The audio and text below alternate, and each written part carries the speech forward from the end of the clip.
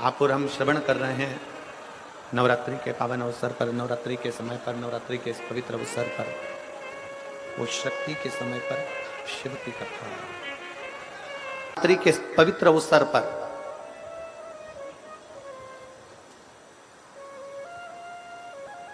जितने बेटे बेटियां कंपटीशन एग्जाम में बैठ रहे हैं, जितने बच्चे कंपटीशन एग्जाम की तैयारी कर रहे हैं, हमने पहले भी कथा में कहा उन बच्चों के लिए कि भरपूर मेहनत करो। जितनी मेहनत तुमने आज करी है इससे 4 गुनी ज्यादा मेहनत तुम करो। जितनी पढ़ाई आज कर रहे हो उससे ज्यादा पढ़ाई और करिए, भरपूर मेहनत करिए, परिश्रम करिए, पूर्ण कर्म करिए, रात दिन एक करो, विद्याध्ययन करो, खूब मेहनत करो। और कंपटीशन एग्जाम की तैयारी करने के बाद आप किसी एग्जाम में बैठने के लिए जा रहे हो तो 1 लोटा जल, उसमें थोड़ा सा लाल चंदन, उस जल के पात्र के मुख पर, कलश जो होता है ना, जल का पात्र जो होता है उसका जो मुख होता है ऊपर, उसके मुख पर लाल चंदन लगा लीजिए और पुरुष मृगा ऋषि का नाम लेकर, पुरुष मृगा ऋषि का नाम लेकर लाल चंदन लगे हुए स्थान से ही बाबा देवादिदेव महादेव को अगर वो जल समर्पित करा जाए तो ऐसा कोई बेटा बेटी नहीं जो कंपटीशन एग्जाम में निकले नहीं।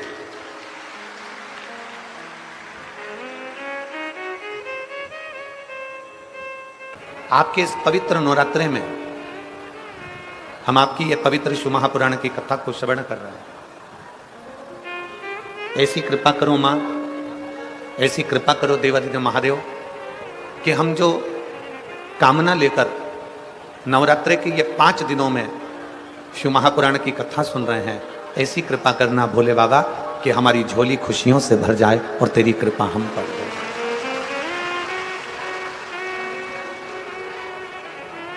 और तेरी कृपा बिना ना हिले एक भी अणु, लेते हैं श्वास तेरी कृपा से।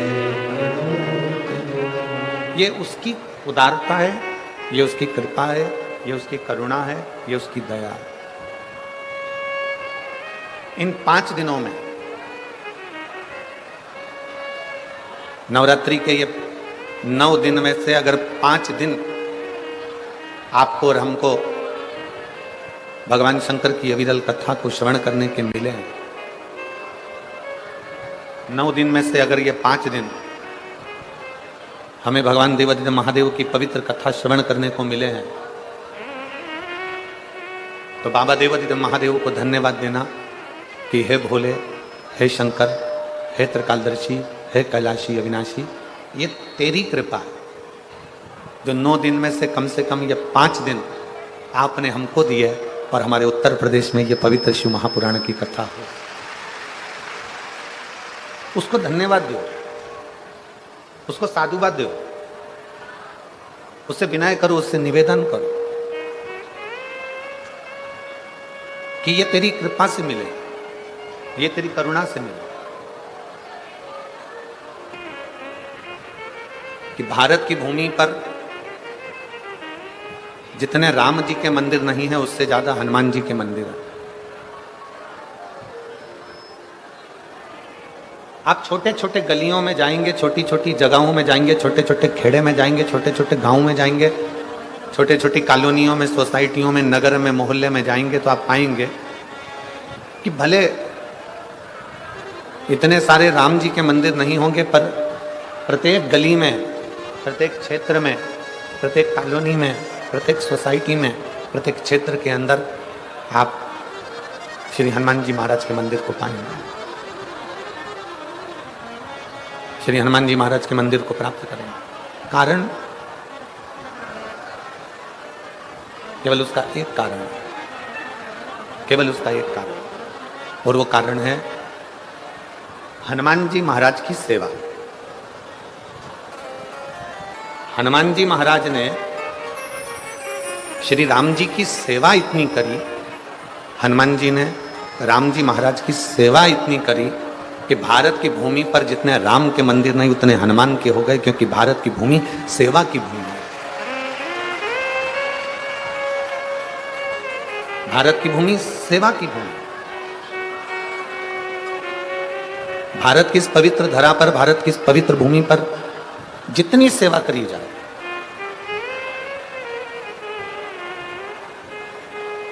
आप जितनी सेवा में तल्लीन रहेंगे, आप जितनी सेवा में प्रबल रहेंगे, संसार में हनुमान जी की तरह आप भी पूछे जाए, संसार में हनुमान जी की तरह आप भी पूजे जाए। बस एक विश्वास, एक भरोसा, एक दृढ़ता आपके भीतर होना चाहिए। अगर भरोसा है, विश्वास है, दृढ़ता है, तो शिव को मिलने में देरी नहीं। शंकर मिलेगा जरूर, शिव जरूर प्राप्त होगा। जैसे कथा के प्रथम दिवस में अपन लोग कथा श्रवण करते हैं देवराज नाम के ब्राह्मण की, कि देवराज ब्राह्मण कुल में जन्म लिया था, ब्राह्मण के घर में जन्म लिया था, पर ब्राह्मण कर्म नहीं कर पाया।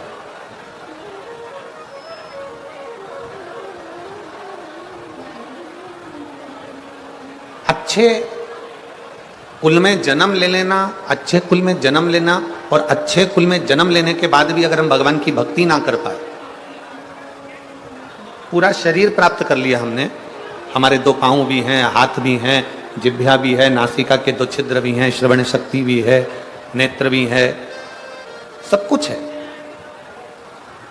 हमने संपूर्ण शरीर प्राप्त कर लिया, और शरीर प्राप्त करने के बाद भी अगर हम भगवत भजन नहीं कर पाए,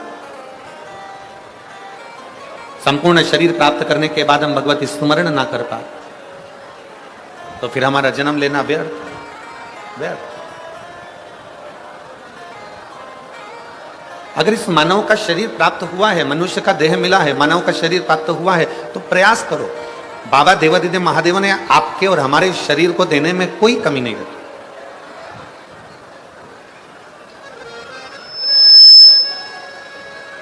भगवान शिव ने आपके और हमारे शरीर को देने में कोई कमी ना रखी। चरण भी दिए, हाथ भी दिए, नेत्र भी दिए, जिह्वा भी दी, श्रवण शक्ति भी दी, सब कुछ मेरे बाबा ने दिया, सब कुछ। और तेरा ही दिया मैंने खाया पिया है, तेरा शुक्रिया, तेरा शुक्रिया।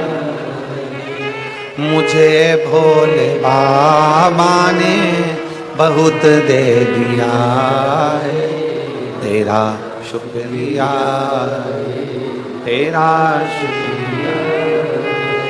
ये जायदाद दी है, औलाद दी है, ये जायदाद दी है, औलाद दी है। मुसीबत में हर इमदाद दी है, मुसीबत में हर इमदाद दी है। तेरा ही दिया मैंने खाया पिया है, तेरा शुक्रिया, तेरा शुक्रिया। मुझे भोले बाबा ने बहुत दे दिया, तेरा शुक्रिया, तेरा शुक्रिया। ये शिव की कृपा से, भगवान शंकर की करुणा से, उनकी उदारता से जो मानव का शरीर मिला, उनकी उदारता से ये शरीर हमें प्राप्त हुआ, उनकी उदारता से ये पूरा इंद्रियां, संपूर्ण शरीर हमें प्राप्त हुआ है। अब ये हमारे ऊपर निर्भर करता है कि हम भगवान का कैसे भजन करें, ये हमारे ऊपर निर्भर करता है कि हम शिव की भक्ति कैसे करें, ये हमारे ऊपर निर्भर करता है कि हम भगवान का स्मरण कैसे करें।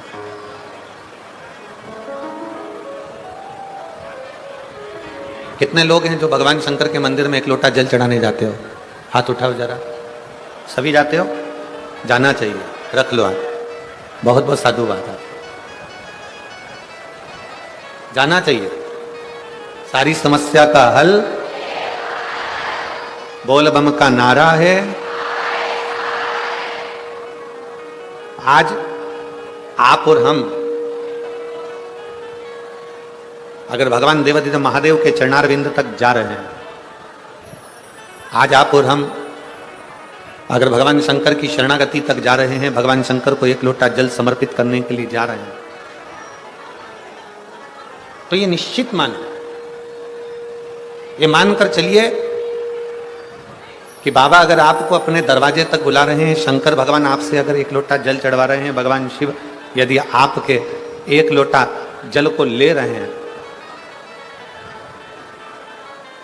रहे राम राम का स्मरण करता रहे, उसको शिव तक पहुंचाना मेरे भगवान कृष्ण का कार्य है। जो कृष्ण कृष्ण भजता रहे, भगवान कृष्ण की भक्ति में रमा रहे, उसको शिव तक पहुंचाना। थोड़ा प्रेशर खुलवा लो साउंड का। शिव भक्ति तक पहुंचाना राम जी का कार्य है, भगवान शंकर तक अपने भक्त को भेजना। ये स्पीकर चल रहा है? भगवान कृष्ण का कार्य है अपने भक्त को शिव तक भेजना, और भगवान देवादिदेव महादेव का कार्य है अपने भक्त को राम और कृष्ण तक भेजना, भगवान राम और कृष्ण की शरणागति तक भेजना। एक कथा बड़ी सुंदर आती है शिव महापुराण में।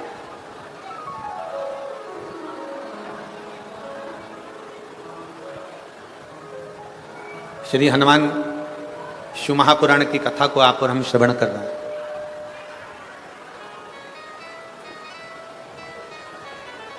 एक बार श्री देवऋषि नारद भ्रमण करते करते, देवऋषि नारद भ्रमण करते करते करते करते पांडवों के पास पहुंच गए, पांडवों के करीब में गए।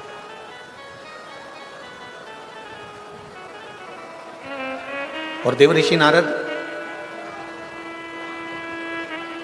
जब पांडवों के करीब में गए, पांडवों के नजदीक में जब पहुंचे, पांडवों के करीब में जब पहुंचे,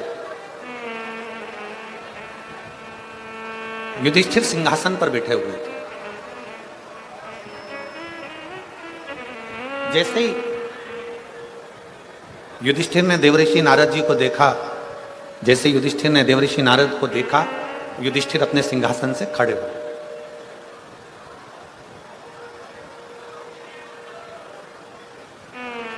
खड़े होकर देवऋषि नारद जी को प्रणाम किया। देवऋषि नारद जी से कहा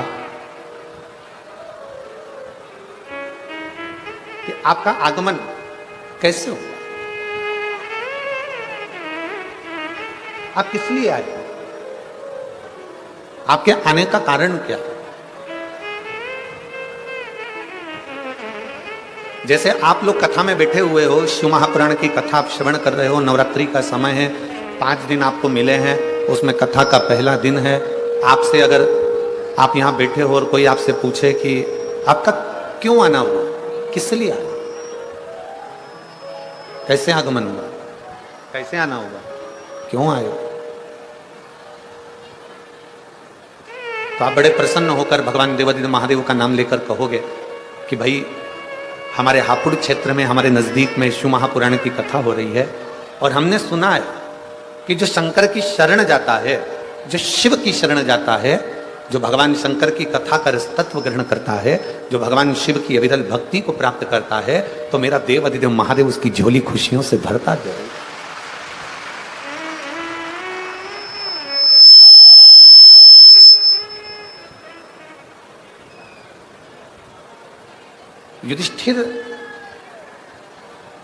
युधिष्ठिर ने देवऋषि नारद से पूछा कि आपका आगमन क्यों हुआ है, क्यों आए हो, किस लिए आए हो, कैसे आना हुआ है, क्या कारण है, तुम्हारे आने का कोई कारण है,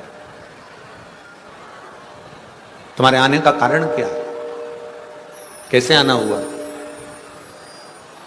देवऋषि नारद जी ने राजा युधिष्ठिर से कहा, सुनो युधिष्ठिर,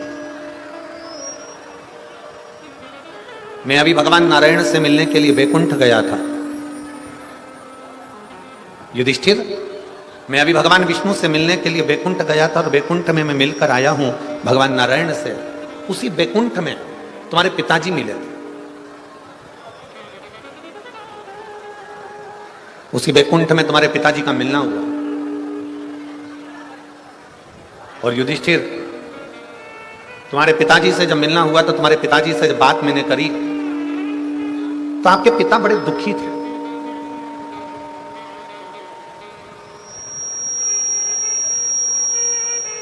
आपके पिता का हृदय बड़ा दुख रहा था, आपके पिता बड़े दुखी थे।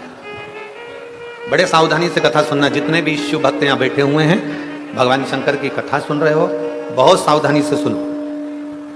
आसपास वाले कितना भी बोलते रहें, कोई कुछ कहता रहे, अपनी शांति से 5 दिन मिले हैं। हापुड़ को पूरे 7 दिन भी नहीं मिले, और 5 दिन में गागर में सागर भरना है। आप लोगों को इतना बटोर कर ले जाना है कि शिवा पर कृपा बना करे। बहुत सावधानी से कथा सुना। देवऋषि नारद ने कहा, हस्तिनापुर नरेश, युधिष्ठिर, आपके पिताजी बड़े दुखी हैं, आपके पिता को सुख नहीं है, बड़े दुखी हैं, बड़ा कष्ट है, बड़ा कष्ट। पांडवों में से अर्जुन, नकुल, सहदेव, भीम, युधिष्ठिर सभी ने हाथ जोड़कर कहा, हमारे पिता का दुखी होने का कारण क्या है?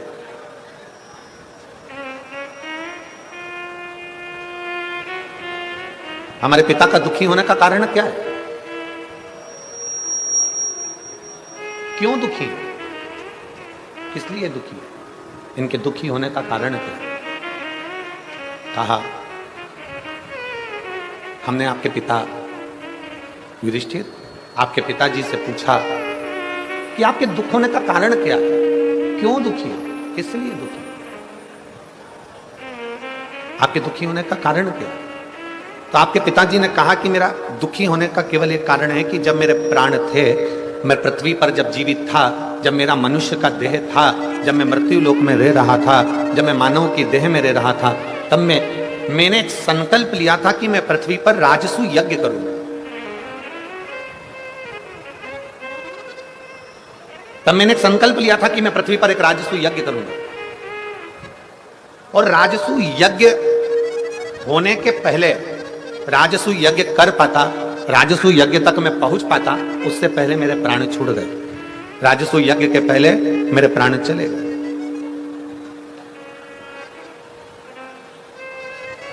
राजसू यज्ञ के पहले मेरे प्राण चले गए, मेरे प्राण समाप्त हो गए। अब मुझे उसी चीज का दुख है कि मेरे राजसू यज्ञ के पहले मेरे प्राण चले गए, तो मैं चाहता हूं कि मैं जो नहीं कर पाया, मेरी औलाद, मेरे बच्चे, मेरे पुत्र उस राजसू यज्ञ को करें। शंभु शंभु शंभु। उस यज्ञ को मेरे बच्चे उस राजसू यज्ञ को करें। ये मेरा एक मन में भाव उत्पन्न हुआ।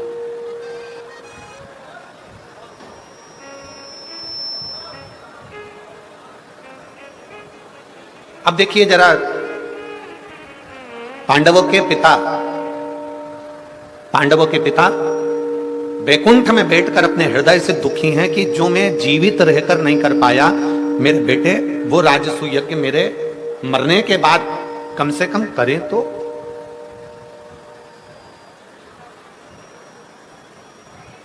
जिस राजसू यज्ञ को मैं नहीं कर पाया हूं, जिस राजसू यज्ञ को मैं कर नहीं पाया, जिस राजसू यज्ञ को मैं ना कर पाया और मेरे प्राण छूट गए, जिस राजसू यज्ञ को मैं करने वाला था और मेरे मन में आशा थी और मैं उसको कर नहीं पाया और मेरे प्राण चले गए, जिस राजसू यज्ञ को करने पहले मेरे प्राण चले गए, मेरे प्राण चले गए।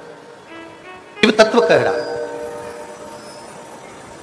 जिंदा हो, जीवित हो, प्राण चल रहे हैं, जब तक शरीर के अंदर प्राण है, जब तक शरीर प्राण चल रहे हैं, तब तक भगवान की अविरल भक्ति को प्राप्त करना।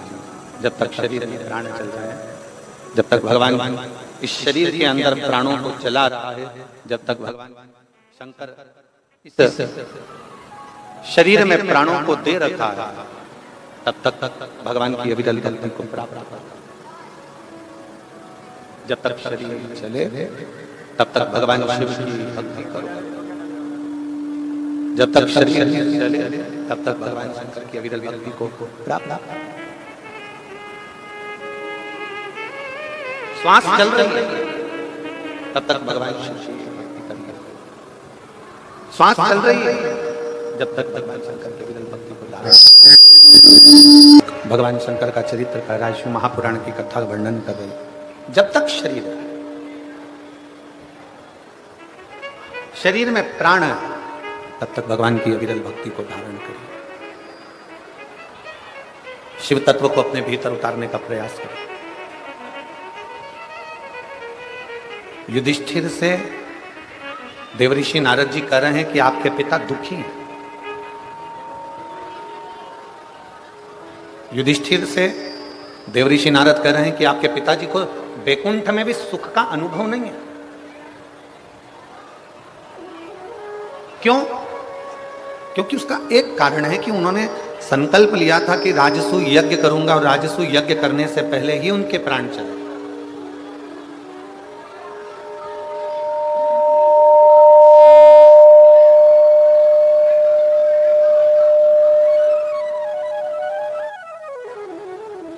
उन्होंने संकल्प लिया था कि राजसू यज्ञ करूंगा, राजसू यज्ञ करने से पहले ही उनके प्राण चले। अब उनको यह बात खलती है, उनको यह बात अंदर से खल रही होती।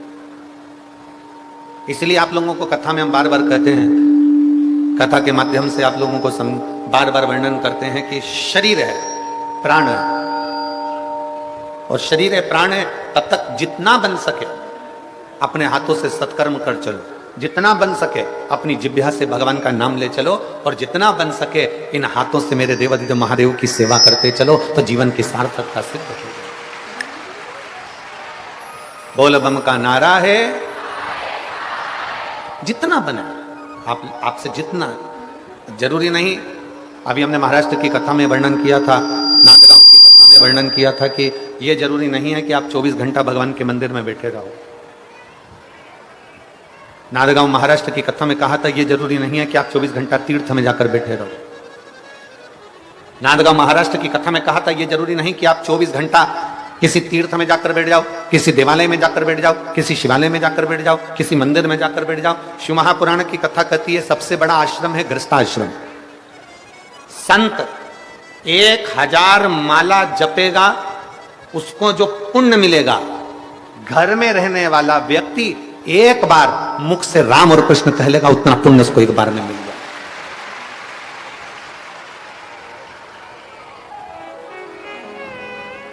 जितना पुण्य एक साधु, एक सन्यासी, एक तपस्वी, एक साधक, एक उपासक, जितना पुण्य अपना घर छोड़कर तीर्थ में जाकर, वन में जाकर, पहाड़ पर जाकर, पर्वत पर बैठकर जितना पुण्य एकत्रित करते हैं, शिव महापुराण की कथा कहती है, भगवान शंकर का चरित्र कहता है, उतना पुण्य घर में रहने वाला एक बुजुर्ग व्यक्ति, घर में रहने वाला एक बूढ़ा व्यक्ति, घर में रहने वाला एक बच्चा, घर में रहने वाली एक बहू, घर में रहने वाला एक बेटा, घर में रहने वाली एक बेटी, घर में रहने वाला एक जमाई, घर में रहने वाला कोई काका काकी, कोई ताऊ ताई, घर में रहने वाला व्यक्ति एक बार अगर हृदय से भगवान शंकर को याद कर लेता है तो उतना ही पुण्य प्राप्त कर लेता है जितना पर्वत पर बैठकर कोई ऋषि प्राप्त कर रहा होता है। कोई ऋषि उस फल को एक क्षण में प्राप्त कर लेता, एक क्षण।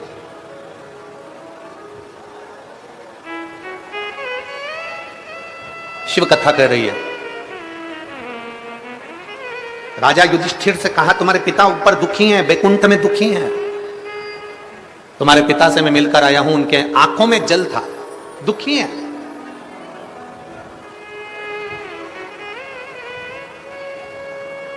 तो फिर निवेदन है, मन का सुखी सुखी है और मन का दुखी दुखी।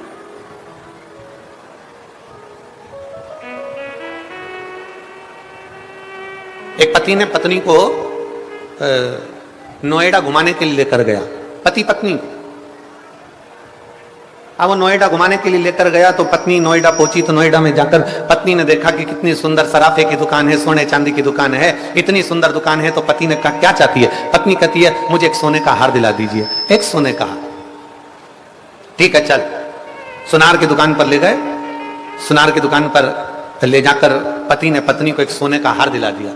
और पति ने पत्नी से कहा सुन ये हार बड़ा सुंदर है, तू अभी की अभी पहन ले।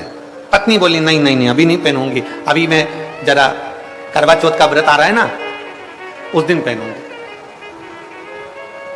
अब पति ने कहा करवा चौथ तो दूर की बात है, तू तो अभी पहन ले। पत्नी बोली नहीं नहीं नहीं, करवा चौथ का व्रत आ गया, पत्नी ने पति का चलनी में मुंह देखा,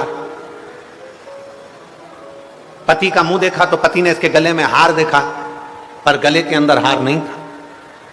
पति ने फिर पत्नी से कहा, आज करवा चतुर्थी है, करवा चौथ है, और तूने वह हार नहीं पहना। पत्नी बोली, मैंने हार इसलिए नहीं पहना क्योंकि अभी देवर के लड़के की शादी है ना, बस 1 महीने बाद देवर के लड़के की शादी है, तब मैं नया हार पहनूंगी ना तो पूरे घर के लोग देखेंगे, इसलिए मैंने नहीं पहना। अब देवर के लड़के की शादी थी 1 महीने बाद, और पत्नी को आ गया अटैक, निपट गए, प्राण तो चले गए, शव पड़ा था, अर्थी पर उसको बांध रहे थे। पति रोते रोते अंदर गया, सोने का हार लेकर आया, पत्नी के गले में पहनाने लगा। दोस्त ने कहा, तू अपनी पत्नी को इतना महंगा हार क्यों पहना रहा है? ये तो शमशान लेकर जा रहे हैं, वहां तो इसमें आग लगेगी, तू इतना महंगा हार इसको क्यों पहना रहा है? इतने में पति बोला, मैं अपनी पत्नी से कह रहा था चतुर्थी पे पहन ले, मैं अपनी पत्नी से कह रहा था, मैंने दिलाया है आज ही पहन ले। पत्नी ने कहा, आज नहीं पहनूंगी, चतुर्थी पर पहनूंगी, चतुर्थी पर नहीं पहना, शादी में पहनूंगी। शादी के इंतजार में बैठी रही और उसके पहले उसके प्राण चले गए। इसलिए शास्त्र कहता है, जो तुम्हें कल करना है वो तुम आज करो, अभी कर लो, फिर मौका मिले ना मिले। अब आप में से कई लोग ऐसे भी होंगे जो आ तो गए पहले दिन की कथा में, पर उनका मन था कि मैं तो कल रविवार है तो जाऊंगी, परसों सोमवार है तो जाऊंगी, मंगलवार है तो जाऊंगी, बुधवार है तो जाऊंगी, और उसके पहले निपट गई तो कौन देखा? अरे जाना किसने? कौन जानेगा? शिव महापुराण की कथा में भगवान शंकर की कथा कहती है, भगवान शंकर का संवाद कहता है कि मेरे देवाधिदेव महादेव को महाकाल कहा गया है। भगवान शंकर का चरित्र कहता है कि शंकर को काल अधिपति देवाधिदेव महादेव कहा गया है। भगवान शंकर को त्रिकालदर्शी कैलाशी अविनाशी कहा गया है। भगवान शंकर को काल अधिपति कहा गया है। शिव तत्व कहता है भगवान शंकर ने काल की रचना करी, भगवान शंकर ने समय की रचना करी, भगवान शंकर ने घड़ी पल की रचना करी, भगवान शंकर ने तिथि महीने की रचना करी। भगवान शंकर ने जब काल चक्र बनाया तो शंकर भगवान ने कहा, इस काल चक्र को समझना जरूरी है। जो समय आज तुम्हारा चल रहा है, जो समय अभी तुम्हारा चल रहा है, शिव महापुराण की कथा कहती है उसी समय पर अच्छा कर्म करते चलो, बात की कोई किसने देखा?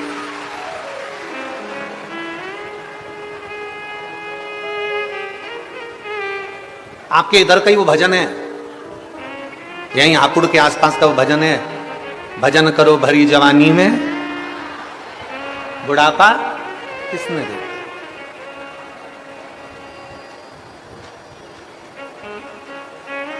अभी हमने महाराष्ट्र की कथा में कहा था, हंस लो खिलखिलाकर, हंस लो खिलखिलाकर, नहीं तो दांत निकलेंगे हिल हिलाकर, ये सब निकल जाएंगे। अभी तो मौका है, अभी कुछ घटा बटा नहीं है।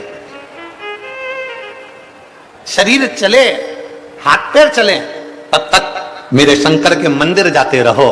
शरीर चले, हाथ पैर चले, तब तक तीर्थ जाते रहो। शरीर चले, हाथ पैर चले, तब तक शंकर की कथा में जाते रहो। शरीर चले, हाथ पैर चले, तब तक शिवालय में जाकर 1 लोटा जल चढ़ाते रहो। जिस दिन शरीर नहीं चलेगा उस दिन मेरा शंकर तुम्हारे दरवाजे पर गंगा का जल लेकर खड़ा मिलेगा। जिस दिन शरीर नहीं चलेगा उस दिन मेरा देवाधिदेव महादेव, मेरा शंकर, मेरा त्रिकालदर्शी, मेरा कैलाशी अविनाशी, मेरा शिव आपके दरवाजे पर मिलेगा। शरीर चले तब तक जाओ। पहले हमने कथा में कहा शरीर चले तब तक तीर्थ करो, कथा सुनो। जब तक तुम्हारा शरीर चले तीर्थ करो, कथा सुनो, मंदिर जाओ। और जब तक तुम्हारे घर में चले तब तक सारा दान पुण्य करो, जो करना है तुम्हारी मर्जी, क्योंकि अभी तुम्हारा चल रहा है। जिस दिन बहू बेटे की चलना चालू हो जाएगी उस दिन कथा में किसी को एक पानी का पाउच भी नहीं पिला पाओगे। इसलिए घर के लोग कहेंगे, मम्मी इतना सारा पानी कौन लेकर जाएगा, सिर पे पानी की बोतल कौन उठा कर ले जाएगा? अरे बेटा कथा चल रही है, हमने सुना है कथा में अगर किसी को एक जरा सा पानी भी पिलाया जाए तो उसका पुण्य है। बेटा ये कथा में पानी की बोतल ले चल, मैं नहीं लेकर जाता, इतना वजन कौन लेकर जाएगा? आधा किलोमीटर दूर पार्किंग है, वहां से पानी की बोतल लेकर जाऊं, सिर पे तोप कर लेकर जाऊं, कोई लेकर नहीं जाएगा। इसलिए शिव महापुराण की कथा कहती है, मेरी जीजियों और मेरे जीजाओं, मेरी बेटियों, मेरे बेटाओं, मेरी माताओं, मेरी बहन, मेरी बेटियों, आपसे निवेदन है, शरीर चल रहा है तो बन सके जितना इस 5 दिन की शिव पुराण में उतना पुण्य बटोरते चलना, भगवान का भजन बटोरते चलना। फिर मिले क्यों सुख नहीं? युधिष्ठिर ने पूछा ऐसा क्या हुआ? कहा उन्होंने राजसू यज्ञ के लिए सोचा था, विचार करा था, वो यज्ञ नहीं कर पाए, उनका वो यज्ञ नहीं हो पाया। अब वो चाहते हैं कि मेरा बेटे इस यज्ञ को करे, मेरे बेटे इस यज्ञ को करें, वो ये चाहता है। ठीक है, युधिष्ठिर ने पूरे नगर में सूचना करवा दी कि अपने पिता की इच्छा को पांडव पूरा करेंगे और राजसूय यज्ञ करवाएंगे।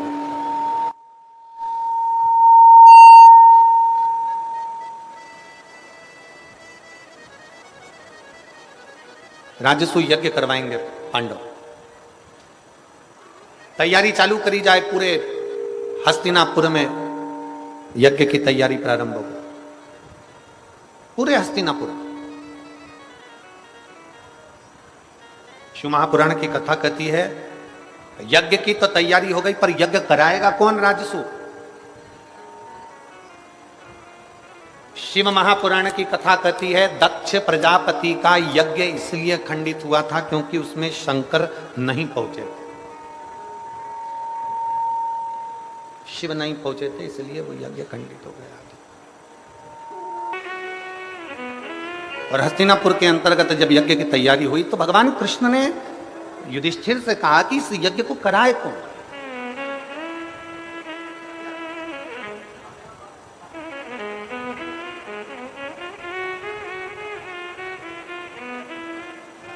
इस यज्ञ को कौन कराएगा? दक्ष प्रजापति के यज्ञ में शिव नहीं पहुंचे तो दक्ष प्रजापति का शिव यज्ञ, दक्ष प्रजापति का यज्ञ खंडित हो गया, पूर्ण खंडित।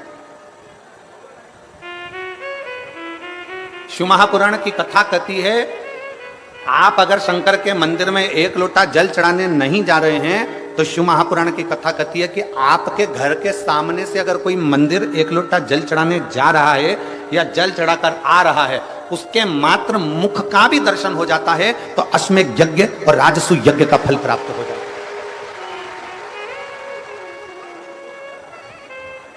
अश्वमेध यज्ञ और राजसूय यज्ञ का फल प्राप्त हो जाता है।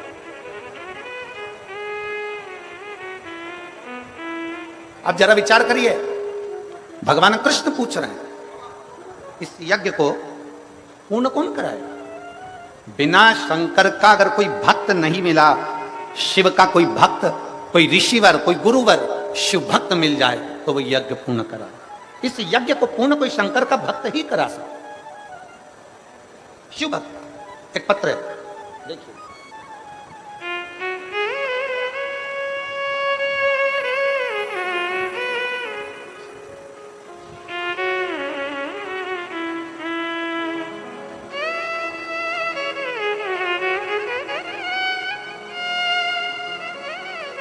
में सुनीता निर्वाण, सोहन निर्वाण, पता सोंदा रोड, बेगमाबाद, मोदी नगर, जिला गाजियाबाद से आई हूँ। कहीं बैठी हो तो हाथ हिला सकती हैं। आप ही हैं? श्री शिवाय नमस्ते। एक बार वापिस हाथ हिला दो। श्री शिवाय नमस्ते। आ जाइए, बेलपत्र ले जाइए, आ जाइए। मेरा बेटा 5 साल से सरकारी नौकरी की तैयारी कर रहा था। एलईडी पर पत्र आप लोग पढ़ सकते हैं, एलईडी के माध्यम से, और आस्था चैनल के माध्यम से आप लोग पत्र पढ़ सकते हैं।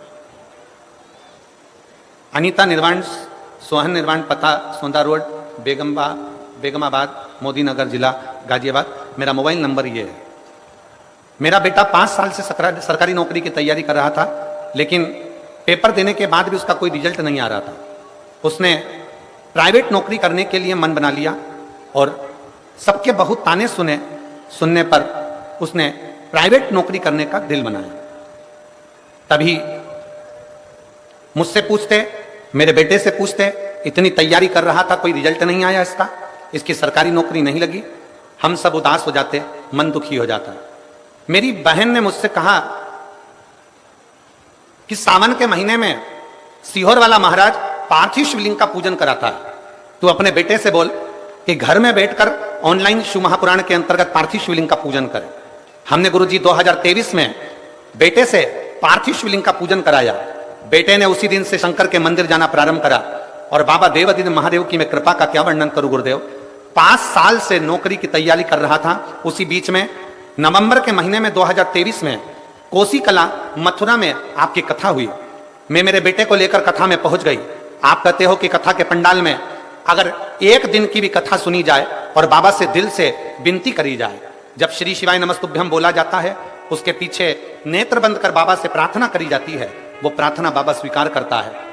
मैंने भी कोसी कला में पहुंचकर अपने बेटे से कहा कि जैसे ही श्री शिवाय नमस्तुभ्यम गुरुजी बोले उसके बाद में आप नेत्र बंद कर बाबा से प्रार्थना करना, बाबा सुनेगा जरूर। मेरे बेटे और मैंने कोसी कला की कथा में बाबा से विनती करी और बाबा ने 3 महीने तो जाने दो गुरुदेव, 3 दिन भी पूरे हुए और बाबा ने मेरे बेटे की कॉटन कारपोरेशन ऑफ इंडिया में मेरे बेटे का सिलेक्शन करवा दिया। आज मैं बाबा को धन्यवाद देने के लिए आई हूं कि मेरे बेटे का ज्वाइनिंग हो गया। मैं बाबा को साधुवाद देने के लिए आई हूं। ये शिव तत्व। एक पत्र और है,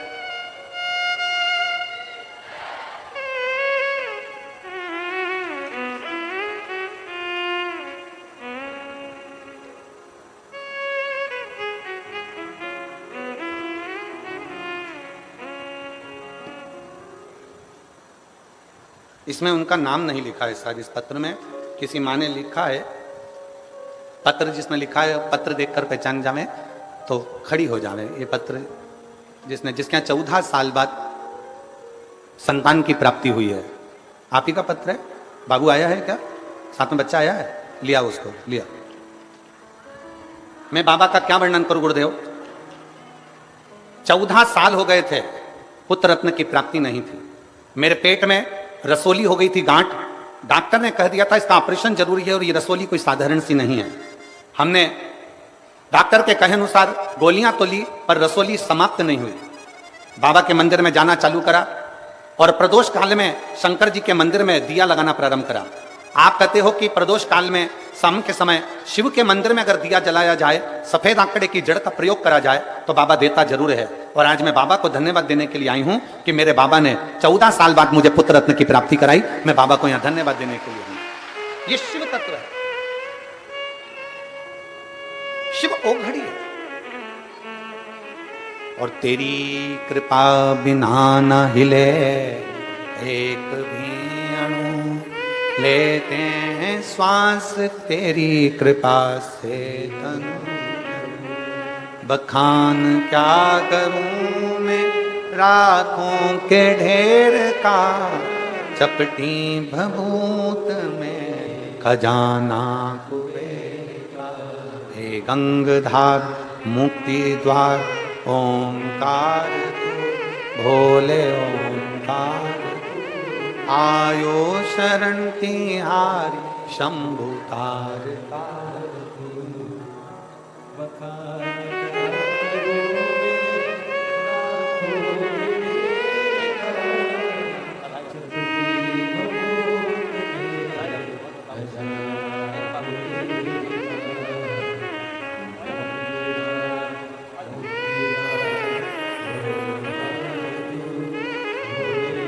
शिव तत्व की प्राप्ति, एक विश्वास।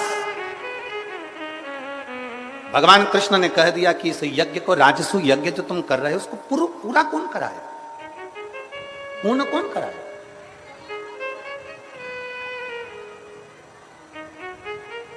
इसको पूर्ण कराए तो कराए कौन? युधिष्ठिर ने हाथ जोड़कर भगवान द्वारकानाथ से पूछा कि आप बताइए कि इस राजसु यज्ञ को पूर्ण कौन करे? भगवान द्वारकानाथ ने कहा कि शंकर भगवान के एक बड़े अविरल भक्त हैं, बहुत शिव के एक भक्त हैं जिनका नाम पुरुष मृगा है, जिनका नाम पुरुष मृगा। एक बार आप भी बोलो उस नाम को, क्या नाम है? पुरुष मृगा। मृगा मतलब हिरण। पुरुष मृगा। आजा वो।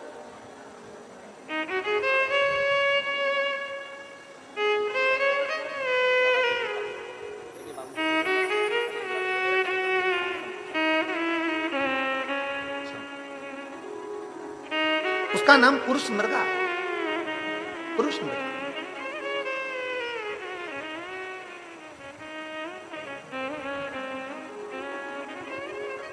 भगवान द्वारकानाथ ने कहा यह शंकर भगवान का वो भक्त है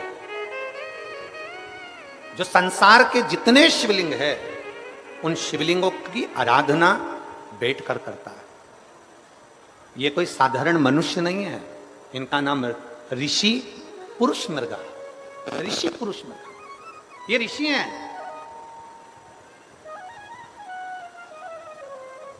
और निवेदन करूंगा इस पवित्र धरा पर, हापुड़ की इस पवित्र भूमि से, इस पावन प्रांगण से, नवरात्रि के इस पवित्र अवसर पर